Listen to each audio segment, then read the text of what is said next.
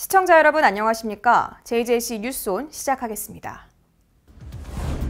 박주민 더불어민주당 의원이 작년 자신이 소유한 아파트의 임대료를 9%가량 올려받은 것으로 밝혀졌습니다. 전국 43개 검찰청에 500명 이상 규모의 부동산 투기 사범 전담 수사팀을 확대 편성하기로 했습니다. 정권 인사들의 권력형 부동산 의혹이 연일 속출하고 있습니다. 영화 7번방의 선물의 주인공 정원선 목사가 억울한 옥살이에 대한 배상을 받지 못하고 별세했습니다. 세모녀 피살 사건 피해자의 신상 공개를 촉구하는 국민청원이 올라왔습니다. 네, 국회 소식입니다. 박주민 더불어민주당 의원이 작년 자신이 소유한 아파트의 임대료를 9%가량 올려받은 것으로 밝혀졌습니다. 지난 29일 경질된 김상조 전 청와대 정책실장에 이어 박주민 더불어민주당 의원도 도마에 올랐습니다. 박주민 더불어민주당 의원이 작년 7월 자신이 소유한 아파트의 임대료를 9%가량 올려받은 것으로 드러났기 때문입니다.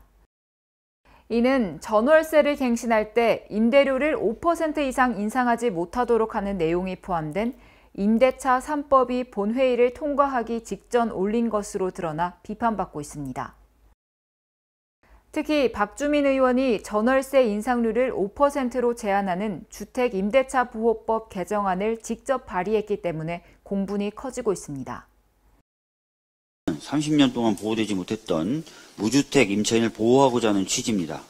사회적 약자 보호와 주거 안정성 등 국민의 기본적 권리를 보호하는 점에서 사회적 논의를 시작하자는 제안을 이에 박병석 국회의장이 법안 가결을 선포하며 전월세 상한제와 계약 갱신 청구권을 도입하는 주택임대차보호법 개정안이 단독 처리됐습니다. 찬성 185인, 기권 2인으로서 주택임대차보호법 일부 개정 법률안 대안은 가결되었음을 선포합니다. 한편 박주민 더불어민주당 의원은 보유 중인 서울 중구 신당동 아파트에 대한 임대 계약을 지난 7월 3일 새로 맺었습니다. 종전 임대료는 보증금 3억 원에 월세 100만 원이었지만 신규 계약은 보증금 1억 원에 월세 185만 원. 당시 전월세 전환율로 환산 시 9%, 두 달 뒤 시행된 시행령의 전환율을 적용하면 26%가량 상승한 상황입니다. 다만 계약 연장이 아닌 신규 계약이기에 전월세 상한제 적용 대상은 아니지만 박 의원이 필두로 임대차 3법 처리에 앞장섰던 만큼 비판의 목소리가 잇따르고 있습니다. 야당에서는 김상조 전 청와대 정책실장에 이어 또 하나의 내로남불 임대료 인상이라고 지적했습니다. 자신의 세입자에게는 임대료를 대폭 인상해서 받아냈다고 합니다. 어떤 방법으로 국민에게 속죄하시겠습니까? 이에 박주민 의원은 지난 3일 임대료를 9.3% 인하해 세입자와 재계약을 마쳤으며 민주당 송영길 의원은 페이스북을 통해 비판을 수용하고 실천으로 화답하는 모습이 박주민답다고 평가했습니다. 김상조 청와대 정책실장에 이어 박주민 의원까지 임대료 논란에 휩싸이면서 정권의 부동산 정책 실패에 대한 국민의 분노가 더욱 커졌습니다. 정부가 한국토지주택공사 사태를 비롯한 공직자들의 투기 의혹과 관련해 전국적으로 부동산 투기 사범을 색출해 엄벌에 처하기로 했습니다. 지난 30일 대검찰청은 전국 43개 검찰청에 500명 이상 규모의 부동산 투기 사범 전담 수사팀을 확대 편성하기로 했다고 밝혔습니다. 이는 전날 문재인 대통령 주재 반부패 정책협의회에서 법의 법인에 검찰의 직접 수사를 강조한 데 따른 것입니다. 공직자와 공공기관 직원들의 부동산 투기는 국민들의 내 집 마련의 소박한 꿈과 공평한 기회라는 기본적인 요구를 짓밟았습니다. 국가의 행정력과 수사력을 총동원해 주기 바랍니다. 정세균 국무총리는 지난 29일 제7차 반부패 정책협의회 결과 브리핑에서 부동산 불법 투기 근절을 위한 예방, 적발, 처벌, 환수 대책을 발표했습니다. 검찰은 법이 허용하는 범위 내에서 적극적으로 직접 수사를 할 것입니다. 부동산 부패 관련 송치 사건과 검찰 자체 첩보로 수집된 6대 중대 범죄는 직접 수사하도록 하겠습니다. 여권이 중대범죄수사청 설치를 통해 검찰 수사권 완전 박탈을 추진한 지 2개월이 채 되지 않은 상태에서 검찰의 직접 수사를 강조함으로써 검찰 수사권 박탈이라는 기조에서 물러선 것으로 보여집니다. 더불어민주당과 국민의힘은 특검 도입에 합의했고 민주당이 제안한 LH 특검을 수용하기로 했습니다. 이번 3월 회기 중에 LH 특검 법안이 본회의에서 즉시 처리될 수 있도록 특검법 공동 발의에 민주당은 적극 협조하기 바랍니다. 30일 검찰의 수사 인력 확충을 발표했지만 일각에서는 검찰이 뒤늦게 부동산 투기 의혹 사범을 직접 수사하더라도 수사 대상에는 한계가 있을 것이라는 지적도 나오고 있습니다.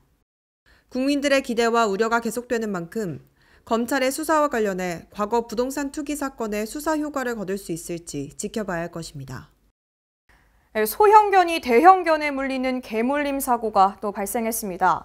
이러한 사고는 종종 일어나는 일이지만 반려동물은 현행법상 물건으로 취급받고 있기 때문에 제대로 된 보상과 치료를 받기가 쉽지 않습니다. 지난달 초 대형견과 소형견이 한 공간에 모여노는 애견 카페에서 소형견인 말티즈 쿤자가 눈 깜짝할 사이 대형견에게 물리는 사고가 벌어졌습니다.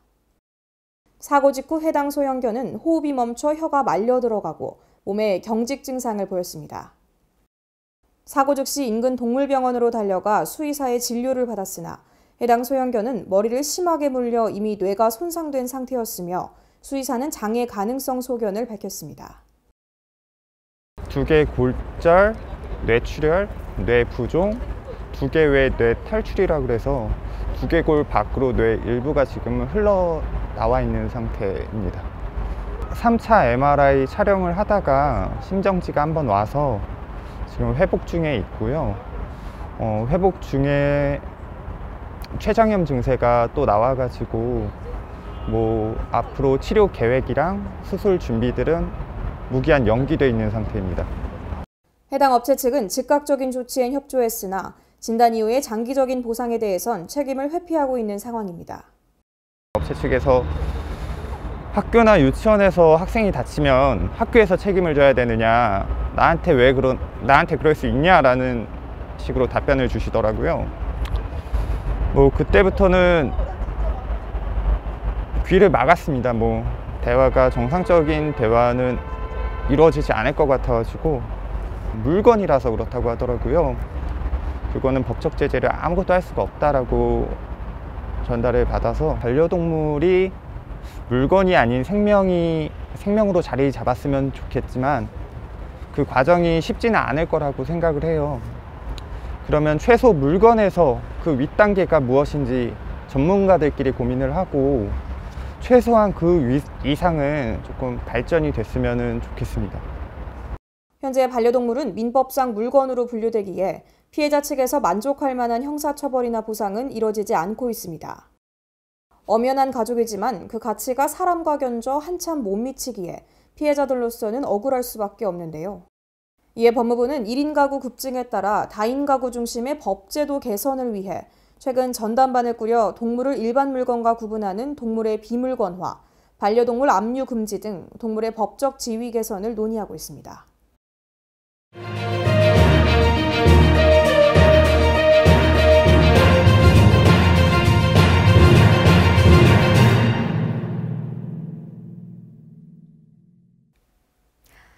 자고 나면 새로운 권력형 부동산 의혹이 터진다고 할 정도로 정권 인사들 행태를 둘러싼 의혹이 속출하고 있습니다. 이에 전국 18개 지검장과 3기 신도시를 관할하는 수도권 5개 지청장 등은 검찰총장 주재 화상회의에서 부동산 투기 근절을 위한 대응 방안을 논의했습니다. 이에 대한 앵커 브리핑 시작합니다. 먼저 A일보는 부동산 투기를 뿌리 뽑는다는 명분 아래 정부가 지난 29일 내놓은 대책의 허점이 곳곳에서 드러나면서 학계와 공무원 사회의 반발이 거세지고 있다고 비판했습니다. 3.29 대책의 배경은 LH 사태로 드러난 우리 사회의 망국적 부동산 투기와 이를 이용한 공직자 또 정치인들의 불탈법 행위가 국민적 분노를 증폭시키고 민심 이반을 부채질한 데 있음을 부인할 수 없다고 말했습니다. 이어서 B일보는 투기 공직자는 전원 구속 수사를 원칙으로 하겠다고 한 대목도 우려스럽다며 인권과 진보를 주창한 정부가 느닷없이 구속 수사를 강조하는 건 위기를 모면하기 위해 정체성을 외면한 셈이라고 말했습니다. 마지막으로 시일보는 검경 수사권 조정 탓에 LH발 투기 현안은 손도 못 대고 최근 5년간 기획 부동산 사건 등 과거 사건만 뒤진다고 하니 기가 찬다며 투기 실체에는 다가서지 못하고 변죽만 울리는 꼴이라고 비판했습니다. 정권 실세나 고위공직자 등이 연루된 투기 의혹이 날로만 늘어가는 가운데 정부는 국민들이 납득할 수 있는 부동산 투기 근절 대책의 구체적 계획과 실행 방안을 내놓아야 할 겁니다. 네, 앵커 브리핑 이어갑니다. 2013년 개봉에 큰 인기를 끌었던 7번 방의 선물 모두가 기억하는 영화입니다. 실화를 바탕으로 제작된 영화라 더 큰 주목을 받았는데요. 이 이야기의 실제 인물 정원석 목사가 지난 28일 향년 87세의 나이로 세상을 떠났습니다. 정 씨는 1972년 춘천 파출소장 딸의 살인범으로 몰려 15년간 무고한 옥살이를 한 인물인데요. 누명을 벗기까지 34년이라는 시간이 걸렸습니다. 정 목사는 당시 강원도 춘천시에서 11세 여아가 성폭행을 당한 뒤 숨진 사건의 범인으로 몰렸습니다. 당시 경찰은 피해자의 집 근처에서 만화방을 운영하던 정 목사를 범인으로 지목했는데요. 그는 사흘 동안 물고문 등을 받은 뒤 허위 자백을 했고 이에 경찰은 범행을 순순히 자백했다고 발표했습니다. 정 목사는 재판 도중에도 경찰의 협박과 고문에 허위 자백을 했다고 주장했지만 받아들여지지 않았습니다. 일명 비행기 태우기, 또 통닭구이 등의 고문을 받았다고 검찰에서 진술하면 경찰과 검사가 윽박지르며 다시 진술하도록 강요하기도 했습니다. 이어 재판에 넘겨진 정 목사는 이듬해 무기징역형을 확정받았으며 15년간 옥살이를 한 후 1987년 모범수로 가석방됐습니다. 이후 정 목사는 진실을 밝히기 위해 1997년 여러 변호사들을 만나 도움을 받았고 1999년 서울고법에 재심을 청구했습니다. 진실탐사그룹 셜록 이명선 기자의 취재 내용에 따르면 진실화해를 위한 과거사 정리위원회는 2007년 11월 정 목사 사건에 대해 진실규명 결정을 내렸고 정 목사는 2011년 10월 두 번째 재심 시도 끝에 무죄 판결을 받아냈습니다. 그러나 누명을 벗은 후에도 정 목사의 고통은 끝나지 않았습니다. 정 목사는 손해배상을 청구했고 1심 재판부는 국가는 26억 원을 배상하라고 판결했지만 2심에서 결과가 뒤집혔습니다. 2심 재판부가 1심 소송 때는 형사 보상 결정일로부터 3년 안에 손해배상을 청구하면 됐지만 2심이 진행되는 사이에 3년이란 기간이 6개월로 바뀌는 판례가 생겼다며 26억 원 배상금 지급을 취소한 겁니다. 이어 2014년 5월에 나온 상고심의 판단도 다르지 않았고 정 목사는 헌법재판소에 국가배상 판결 취소를 요구하는 헌법 소원 시판을 청구했지만 헌재는 정 씨의 청구를 기각했습니다. 결국 정 목사는 국가로부터 15년 억울한 옥살이에 대한 한 푼의 배상도 받지 못한 채 눈을 감았습니다. 정 씨의 별세 소식을 가장 먼저 알린 표창원 전 더불어민주당 의원은 사법피해자 고 정원섭님, 국가배상을 받을 권리마저 억울하게 빼앗긴 아픔 안고 영면에 드셨다며 공정한 하늘에선 억울함 없이 편안히 쉬시길 바란다고 추모했습니다. 많은 국민들의 공분을 산 서울 노원구 세모녀 피살 사건, 피의자의 신상 공개를 촉구하는 국민청원 글에 참여한 인원이 청원 공개 3일 만에 답변 정족수인 20만을 넘었는데요. 자세한 내용 살펴봅니다. 경찰에 따르면 가해자 20대 남성 A씨는 지난 23일 피해자 B씨 집에 찾아갔고 집에 홀로 있던 피해자 B씨의 여동생을 살해했습니다. 이후 밤 10시 30분쯤 피해자 B씨 어머니가 귀가하자 그녀의 어머니 또한 살해했고 1시간 뒤 피해자 B씨가 귀가할 때까지 기다렸다가 피해자 B씨마저 살해한 것으로 전해졌습니다. 경찰은 CCTV 확인 결과 가해자 A씨가 집에 들어간 뒤 이틀 동안 나오는 장면이 포착되지 않음에 따라 범행을 저지른 뒤 이틀 동안 집안에 머물렀을 것으로 추정하고 있습니다. 경찰은 국과수에 부검을 의뢰했으며 가해자 A씨 치료가 끝나는 대로 피해자와의 관계, 사례 동의 등을 조사할 예정이라고 밝혔습니다. 해당 사건에 대해 청원인은 현재 이 사건의 경우 가해자가 자해를 시도해 치료 중이므로 아직 제대로 밝혀진 바는 없지만 일가족 3명이 죽임을 당한 것은 확실한 사실이라고 말했습니다. 이어 작정을 하고 범행을 저지른 것 또한 확실한 사실이라며 가해자의 신상을 이른 시일 내에 공개하길 바란다고 적었습니다. 한편 경찰은 피해자인 20대 A씨의 서울 강남구 집을 압수수색해 휴대전화를 추가로 발견했으며 디지털 포렌식을 맡길 방침입니다. 또한 범행 현장에서 발견됐던 휴대전화는 포렌식이 끝난 것으로 전해졌습니다. 해당 청원에는 5일 오후 1시를 기준으로 약 25만 명이 동의했습니다. 이어서 수도권 소식입니다. 강북구가 지역 내 다중이용시설을 대상으로 대기질의 관리 상태를 점검하고 오염도를 검사합니다. 실내 공기질 관리 우수시설에 대한 인증제 운영과 함께 지속적인 사후 관리도 실시할 계획입니다. 강북구가 쾌적한 환경을 조성하고 미세먼지와 유해물질로부터 주민의 건강을 보호하기 위해 지역 내 다중이용시설의 실내 공기질을 관리합니다. 강북구는 어린이집과 산후조리원, 의료기관 등에 이르기까지 다수가 이용하는 시설 112곳의 공기질 관리 실태를 점검한다고 밝혔습니다. 점검에서는 실내 공기질의 유지 기준을 준수하는지와 공기 정화, 환기 설비의 관리 상태 등을 중점 확인하게 됩니다. 이외에도 어린이집과 실내 체육시설 등 비규제 시설 30곳은 컨설팅을 지원해 오염 원인을 분석하고 환기 요령 등의 관리법을 안내할 계획입니다. 또 실내 공기질 관리 우수시설 인증제와 관련해 기존의 우수시설 14곳 외에 올해 추가 신청한 5개 시설은 현장 조사와 심사를 거쳐 선정 여부를 결정하고 지속적인 사후 관리도 진행할 방침입니다. 이와 함께 강북구는 신규 시설의 공기질 강화를 위해 100세대 이상의 신축 공동주택을 대상으로 오염도 감사를 추진합니다. 신규 다중이용 시설에 대해서는 건축 인허가 시 오염물질 방출 자재의 사용 여부를 확인할 예정입니다. 청각장애인이 코로나19 검사를 받으려면 그동안 글씨를 써서 의사를 표현하거나 수어 통역사와 함께 해당 시설을 방문해야 했는데요. 청각장애인과 의료진, 수어 통역사가 실시간으로 대화를 주고받을 수 있는 영상 전화기가 설치돼 이런 불편이 개선될 것으로 보입니다. 강북구가 청각이나 언어장애인이 빠르고 편리하게 코로나19 검사를 받을 수 있도록 수어통역 영상전화기를 설치했습니다. 영상전화기는 강북구 보건소의 선별진료소와 강북구민 운동장에 마련된 임시 선별검사소에서 운영됩니다.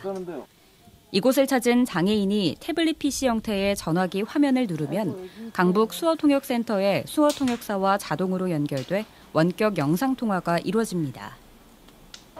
그동안 청각 언어장애인의 경우 코로나19 검사를 받기 위해 손글씨를 사용하거나 수어통역사와 동행하는 등 크고 작은 불편을 호소해 왔습니다.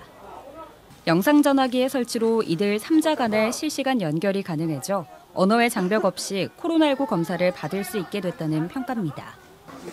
강북구는 선별진료소와 임시검사소의 운영이 중단되면 영상전화기를 민원 창구 등에 비치할 계획입니다. 마포구는 자라나는 어린이들의 체력 향상을 위해 계층별 맞춤형 생활체육 프로그램을 운영합니다. 축구와 농구 등 다양한 종목을 배울 수 있는데요. 강사들의 재능 기부로 이루어지는 점이 특징입니다. 초등학교 방과 후 재능기부 생활체육교실은 관내 우수한 체육 전문가 인적 자원을 재능기부 강사로 활용해 지역 자원과 학교를 연계하는 생활체육 활성화 사업의 일환입니다. 올해 상반기 초등학교 재능기부 생활체육교실은 3월부터 6월까지입니다. 한 개 학교당 초등학생 20명에서 30명씩 방과 후 주 1회로 학교 내 시설에서 진행될 예정입니다. 재능기부 종목은 축구, 농구, 배드민턴, 뉴스포츠 등 초등학교 방과 후 프로그램으로 진행할 수 있는 모든 종목들입니다. 상반기 미신청 학교는 하반기에 신청할 수 있습니다. 이번 생활체육교실에 대한 자세한 내용은 마포구 생활체육과로 문의하면 됩니다. 방역수칙 준수와 함께 비대면 수업도 병행할 예정이며 내실 있는 수업을 통해 하반기에도 더욱 많은 학교들의 참여를 독려할 계획입니다. 네, 광역시 소식입니다. 대전시가 사회초년생과 청년들의 주거비용 부담을 덜어주기 위해 청년 주거안정 사업을 추진합니다. 대전시가 청년주택 임차보증금 이자 지원 사업 신청자를 4월 1일부터 10일까지 대전시 홈페이지를 통해 모집합니다.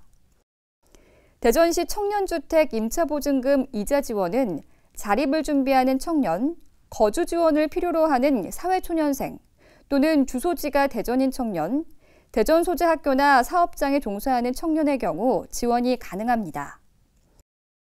또한 이번 사업은 대출금리 3.8% 중 대전시가 2.9%를 지원하고 대출자인 청년이 0.9%를 부담하는 방식으로 진행되며 시소재 임차보증금 1억 5천만 원 이하 계약 예정인 주택에 대해 지원할 예정입니다. 한편 2021년에는 4월부터 11월까지 매월 1일부터 10일 사이에 시 홈페이지를 통해 청년주택 임차보증금 상시 신청이 가능합니다. 대전시 농업기술센터가 농업인들이 농업기계를 안전하게 사용할 수 있도록 소외 지역을 중심으로 찾아가는 수리교육을 진행합니다. 대전시 농업기술센터가 3월부터 11월 말까지 농기계 수리센터에 접근이 불편한 관내 40개 마을을 대상으로 농업기계 순회 수리교육을 실시합니다. 농기계가 너무 자주 고장이 나가지고 대전에 수리점은 없고요. 저희가 이제 도와드릴 방법이 없나 해서 우리 농업기계 순회 수리 교육을 찾아가는 서비스로 이렇게 실시하게 되었습니다. 저희가 이제 수리 방법을 알려드리고 고장이 안 나게끔 그 보관 관리 요령법을 저희가 지도를 하고 있습니다. 이번 농업기계 순회 수리 교육은 경운기, 관리기, 방제기, 예초기 등 주로 소형 위주로 실시하고 수리 교육에 필요한 부품과 수리 비용은 10만 원 이내에서 무상으로 지원합니다. 또한 안전사고 예방을 위해 도로주행 시 사고가 잦은 농업기계는 안전반사판 부착도 실시할 계획입니다. 한편 농업기계 순회 수리 교육에 대한 자세한 사항은 대전시 농업기술센터 농업기계팀으로 문의하시기 바랍니다. 학령 인구 감소로 지역대학의 신입생 정원 미달이 현실화된 가운데 광주시가 교육청 대학과 함께 손을 잡고 대학발전협력단을 신설하기로 했습니다. 대학발전협력단은 지역대학의 위기를 막아 학생들의 학습권 침해와 교직원 실직을 방지하고 나아가 지역산업과 경제 악화를 예방하기 위한 전담 조직입니다. 지방대학 위기 수준이 매우 심각합니다. 우리 시는 이제 지역대학의 문제 역시 지방자치의 범주에 포함시켜서 광주 공동체가 함께 책임지고 풀어나가야 된다고 그렇게 생각을 합니다. 협력단은 광주시 공무원과 교육청, 대학 등의 파견 인력으로 구성할 예정이며 이를 위해 빠른 시일 내에 교육청 및 지역대학들과 업무 협약을 체결할 계획입니다. 또 광주시는 각 사업별로 나눠져 있는 대학과 청년 관련 정책을 하나로 묶고 인공지능 등 지역 성장 산업과 연계한 인재 육성과 취업이 활성화될 수 있도록 지원할 방침입니다. 최근 타 지역에서 수돗물 유축 문제가 잇따라 발생하고 있는 가운데 시민들의 불안감을 불식시키기 위해 광주시 상수도사업본부가 위생과 수질 관리에 선제 대응하고 있습니다. 광주시 상수도사업본부가 지난 10일 용현정수장의 상수원부터 배수지까지 정수처리 전 과정에서 유충 발생 여부를 조사한 결과 이상이 없는 것으로 확인됐습니다. 또 생물체 유입을 원천 차단하기 위해 에어커튼 설치 등 시설물을 보강하고 수돗물의 냄새 물질을 유발하는 조류 발생을 억제하기 위해 실시간으로 수질을 모니터링하고 있습니다. 네, 우리 시 수돗물 정수처리 시설에는 유충이 없는 걸로 조사가 되었습니다. 그리고 금년에도 WHO가 공고하는 수질 기준에 미규제 유해물질 항목을 더 추가해서 수돗물 검사를 함으로써 안전하고 깨끗한 양질의 수돗물을 공급하도록 하겠습니다. 한편 지난 12월 용현정수장에 맛과 냄새 물질 제거에 효과가 탁월한 고도 정수처리 시설이 준공됐으며 활성탄 흡착지 세척, 오존 투입 시설 적정 운영 등을 통해 고품질 수돗물을 생산 공급할 계획입니다. 강원도 소식입니다. 평창군수가 지난 3월 국민권익위원회 소관 부패방지 국민운동 총연합으로부터 청렴인 인증패를 수상했습니다. 청렴인 인증패는 국민위원회 소관 부패방지 국민운동총연합과 300여 개 전국 시민사회단체가 경쟁력과 청렴도를 높여 맑고 깨끗한 국가를 만들기 위해 부패방지 청렴인에게 수여하는 상입니다. 이번 수상은 한 군수가 평소 청렴한 공직사회 구현과 지역사회 반부패 청렴문화 확산을 위한 시책을 지속해서 추진한 결과로 평가됩니다. 이번 부패방지 업무 협약을 통해 부패방지 국민운동총연합과 효율적이고 유기적인 협력관계를 유지하면서 활발한 정보 교류를 바탕으로 청렴인 육성 및 활동 지원 등에 상호 협력할 계획입니다. 코로나19 백신 예방접종이 시작된 가운데 횡성군이 지역 내 75세 이상 어르신을 대상으로 백신 접종 동의 여부를 전수조사에 나섭니다. 횡성군이 75세 이상 노인을 대상으로 코로나19 백신 예방접종 동의 여부 전수조사를 실시합니다. 대상은 횡성군의 주민등록상 거주지를 둔 만 75세 이상 어르신 6,287명으로 예방접종을 희망하는 경우에는 사전에 접종 동의를 통해 예방접종 통합관리 시스템에 등록해야 합니다. 접수 방법은 4월 15일까지 백신 접종 및 개인정보 활용 동의서를 작성하고 주소지 관할 읍면 행정복지센터에 제출해야 하며 본인 및 법정 대리인, 보호자만 서명 가능합니다. 한편 만 75세 이상 어르신에 대한 코로나19 백신 접종 일자는 5월 초로 횡성군 코로나19 백신 예방접종센터인 횡성농민문화체육센터에서 접종이 이뤄질 예정입니다. 다음은 충청도 소식입니다. 이시종 충청지사가 청주국제공항에서 열린 수도권 내륙선 유치를 염원하는 릴레이 종주 마지막 구간 행사에 참석했습니다. 충북도와 청주시를 비롯해 6개 지자체가 개최한 이번 행사는 화성시 동탄역을 시작으로 수도권 내륙선 구간을 따라 유치를 염원하는 퍼포먼스를 진행하며 릴레이 형식으로 이어졌습니다. 이 지사는 마지막 구간인 청주국제공항에서 수도권 내륙선은 수도권과 충청권을 연결하는 핵심 노선으로 역사에 남을 걸작이라며 4차 국가철도망 계획에 반영할 수 있도록 끝까지 최선의 노력을 다할 것이라고 말했습니다. 한편 이시종 지사는 최근 기획재정부를 다시 방문해 충북 주요철도 사업에 제4차 국가철도망 계획 반영을 건의했습니다. 이 자리에서 이 지사는 청주도심 통과 충청권 광역철도망과 수도권 내륙선, 중부내륙선 지선이 연결되면 충청권을 비롯한 수도권의 시민 편의성과 경제성이 대폭 증대된다며 해당 사업을 반드시 반영시켜줄 것을 재차 요청했습니다. 보령시에 다양한 식물과 교감을 통해 코로나 블루를 치유할 수 있는 녹색 힐링 공간 자연학습식물원이 문을 열었습니다.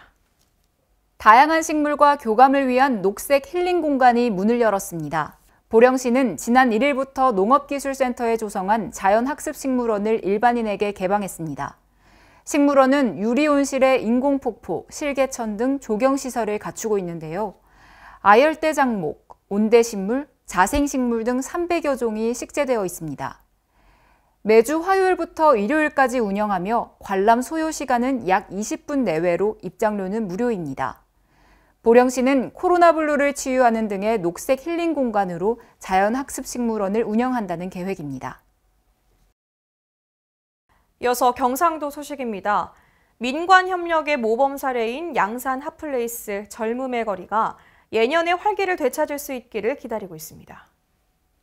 양산 젊음의 거리는 지난 2014년 7월 젊음의 거리 조성을 위한 현장 행정을 출발점으로 2016년부터 보도 정비와 함께 거리 공연 공간이 조성되고 이후 버스킹 경연대회, 초청 공연 등 100회에 가까운 거리 공연을 진행해왔습니다. 이는 인근 상가 건물주와 상인들로 구성된 양산 젊음의 거리 운영위원회 자발적인 노력과 양산시와 시의회 각종 지원이 더해져 민관 협력의 성공적 사례로 벤치마킹의 대상이 되기도 했습니다. 한편 양산시는 코로나 진정 시 거리 공연을 재개할 계획인 가운데 거리 공연 등록단체와 개인을 대상으로 올해 보조금 지원 신청을 받아 오는 23일 심의를 거쳐 지급 대상과 금액을 확정할 예정이라고 밝혔습니다. 낮 기온이 성큼 오르며 봄 기온이 완연해졌습니다. 봄을 맞아 포항시는 장미 식재 행사를 통해 코로나 등으로 어려움을 겪고 있는 시민들에게 희망과 극복의 메시지를 전했습니다. 포항시는 22일 오천읍 냉천변 문덕교 일원에서 시민과 함께하는 장미 식재 행사를 열었습니다. 이번 장미 식재 행사는 코로나19로 지친 시민들에게 희망과 극복의 메시지를 전달하기 위해 마련됐습니다. 시는 지역 주민들과 함께 4개 정원 장미 1,600여 본을 식재하며 냉천을 장미 향기가 넘치는 아름다운 공간으로 변화시켰습니다. 한편 포항시는 친환경 녹색도시 조성을 위해 그린웨이 프로젝트를 추진하고 있으며 이에 1,000만 송이 장미도시 조성과 2천만 그루 나무 심기 운동에 박차를 가하고 있습니다. 특히 1,000만 송이 장미도시 조성을 위해 영일대와 형산강 장미원 등 35개소에 총 6만 5천 본의 장미를 식재한 바 있으며 마이로즈 가든 가꾸기와 포항시 고유품종 개발 육성을 추진하는 등 장미도시로서의 정체성을 확립하고 있습니다.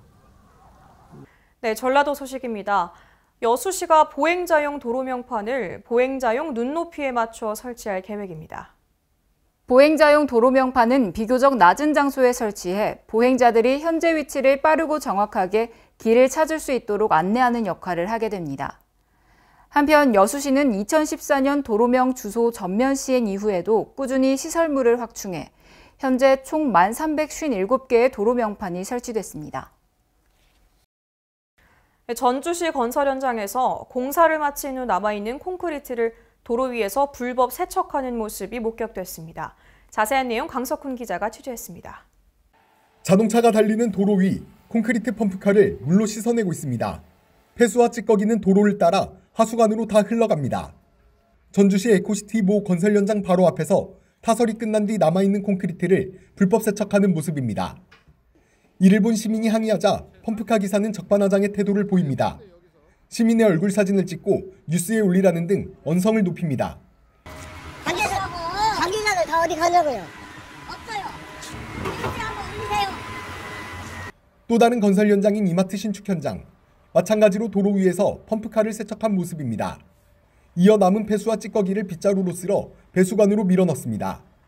현행법상 공공수역인 하수도에 특정 수질 유해 물질과 폐기물 등을 버리면 최고 징역 3년 또는 3천만 원의 벌금에 처하게 됩니다. 펌프카 폐수와 찌꺼기의 주 원료는 시멘트로 유해 중금속, 1급 발암물질인 유가크롬과 수은도 섞여 있어 인체와 환경에 매우 치명적이기 때문에 폐기물로 처리 신고를 해야 하지만 건설 현장뿐만 아니라 도로 위에서도 불법 세척이 대놓고 이뤄지고 있습니다. 피부 질환 쪽에 이제 암 같은 게 굉장히 유발이 굉장히 강하거든요. 근데 이걸 일반 시민들은 잘 몰라요. 이런 내용들을. 그 오수관에다 밀어넣고 거기서 그냥 남은 잔량을 그냥 청소를 하고 이런 모습을 봤을 때는 참 배신감이 굉장히 많이 느꼈죠. 펌프카 업계 관계자는 위법 행위라는 사실을 인지하지만 수질 오염 방지 시설이나 처리 비용이 부담돼 이 같은 행위를 할 수밖에 없다고 주장했습니다. 어디다 우리가 원칙적으로 폐수 처리장을 만들어야 돼요. 그래갖고 그 시설을 갖춰서 거기서 그 폐수 정확히 정화를 해서 나오는 그렇게 해야 그게 정상인데 대한민국에 일단 여기뿐이 아니라 전국에 얼마나 많겠어요. 시민들의 건강을 위해선 환경관리에 만전을 기울여야 하지만 허술한 관리 감독 속에서 중금속과 1급 발암물질이 무더기로 버려지고 있습니다. 지금까지 전북에서 강석훈이었습니다. 무주군의 국제태권도 사관학교 설립안이 전라북도시장 군수협의회의 지지를 얻으며 든든한 추진 동력을 얻게 됐습니다. 보도에 황인아 기자입니다. 무주군이 나서 추진하고 있는 국제태권도 사관학교 설립안이 전라북도시장 군수협의회의 지지를 얻으며 든든한 추진 동력을 갖게 됐습니다. 해당 안건은 지난 25일 김제시에서 열린 전라북도시장 군수협의회에서 건의문으로 채택돼 청와대와 국회, 문화체육관 광부 그리고 각 정당에 전달된 상태입니다. 무주군은 앞으로 국제태권도 사관학교 설립을 위한 전국민 서명운동과 기관들과의 업무협약을 맺으며 태권도인들의 중지를 모아나간다는 계획입니다.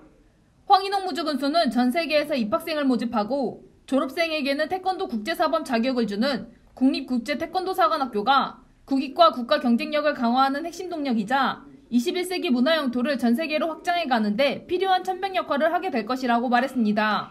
지금까지 전북에서 황인혜였습니다.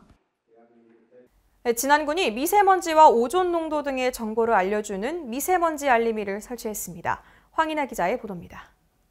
진안군이 미세먼지와 오존 농도 등 대기 환경 정보를 실시간으로 알려주는 미세먼지 알림이를 시범 설치하고 운영에 들어갑니다. 미세먼지 알림이는 초미세먼지와 오존 지수, 일산화탄소 등 총 12가지 대기 환경 정보를 실시간으로 표출하는 시설로 진안군 보건소 옥상에 위치한 진안군 대기오염 측정망으로부터 정보를 전송받는 시스템입니다. 군은 미세먼지 농도가 높을 때 발령되는 경보와 비상저감 조치 발령에 따라 주민들에게 알릴 수 있도록 이장들에게 즉각적으로 문자 알림 서비스를 제공하는 등 유기적으로 대응하고 있습니다. 진안군 관계자는 대기오염 정도를 알기 쉽게 보여주는 미세먼지 알림이를 통해 외출 자제 등 주민들의 신속한 대응이 가능해질 것으로 기대한다며 앞으로도 주민의 건강 증진을 위한 다양한 대책을 마련해 나가겠다고 말했습니다. 지금까지 전북에서 황인아였습니다. 네, 사건 사고 소식입니다. 용인시의 한 고물상에서 화재가 발생했습니다. 완진까지 5시간이 걸린 꽤 큰 규모의 화재였지만 다행히 인명피해는 없었습니다. 지난 2일 용인시 처인구의 한 고물상에서 화재가 발생했습니다. 옆 부지의 야적장 운영자가 화재를 발견하고 신고했으며 최초 신고 접수 후 27분 만에 긴급 지원반이 출동했습니다. 화재 완전 진화까지는 5시간이 소요됐으며 해당 화재 진압을 위해 소방 인력 68명과 장비 30대가 동원됐습니다.